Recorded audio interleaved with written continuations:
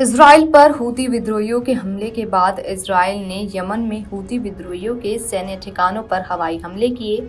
हमले को लेकर आईडीएफ ने बताया कि ये हमले प्रधानमंत्री, रक्षा मंत्री और जनरल स्टाफ के प्रमुख की मंजूरी से किए गए थे। इजरायली वायुसेना ने पश्चिमी तट और यमन के अंदरूनी हिस्सों में हूती सैन्य ठिकानों पर हमले किए।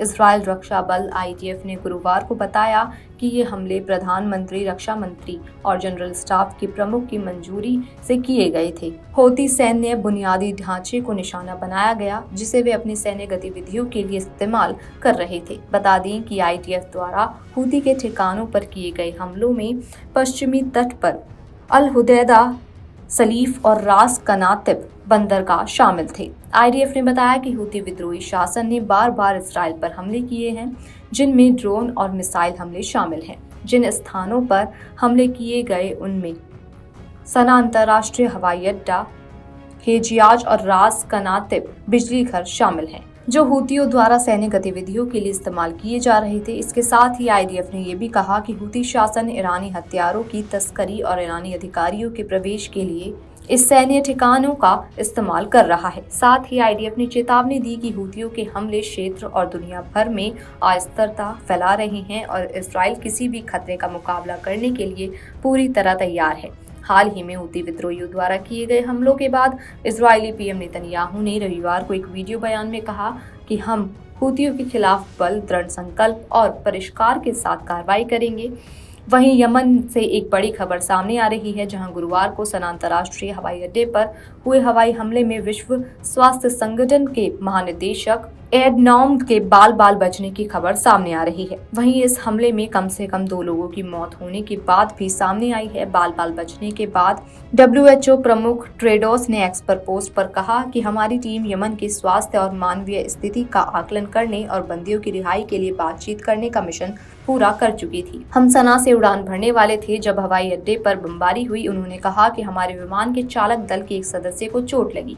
साथ ही हवाई अड्डे पर 2 लोगों की मौत हुई है और कई अन्य स्थानों को भी नुकसान हुआ है। हम हवाई अड्डे की मरम्मत का इंतजार कर रहे हैं ताकि हम आगे की यात्रा कर सकें। साथ ही उन्होंने उन परिवारों के प्रति संवेदना व्यक्त की जिनके प्रियजनों ने इस हमले में अपनी जान गंवाई। जानकारी के अनुसार डब्ल्यूएचओ प्रमुख टेड्रोस अपने संयुक्त राष्ट्र और डब्ल्यूएचओ के सहकर्मियों के साथ एक विमान में सवार होने वाले थे।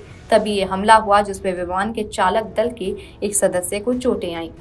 इजरायली वायुसेना ने पश्चिमी तट और यमन के अंदरूनी हिस्सों में हूती सैन्य ठिकानों पर हमले किए। इजरायली रक्षा बल आईडीएफ ने गुरुवार को बताया कि ये हमले प्रधानमंत्री, रक्षा मंत्री और जनरल स्टाफ के प्रमुख की मंजूरी से किए गए थे। इन हमलों में हूती सैन्य बुनियादी ढांचे को निशाना बनाया गया, जिसे वे अपनी सैन्य गतिविधियों के लिए इस्तेमाल कर रहे थे। बता दें कि आईडीएफ द्वारा हूती के ठिकानों पर किए गए हमले में पश्चिमी तट पर अल हुदैदा, सलीफ और रास कनातिब बंदरगाह शामिल थे।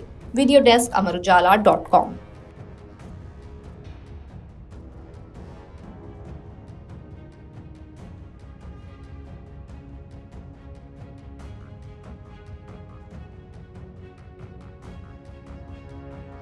अगर आप ये वीडियो YouTube पर देख रहे हैं तो हमारे चैनल को सब्सक्राइब कर बेल आइकन दबाएं और Facebook पर देख रहे हैं तो हमारे पेज को लाइक करें।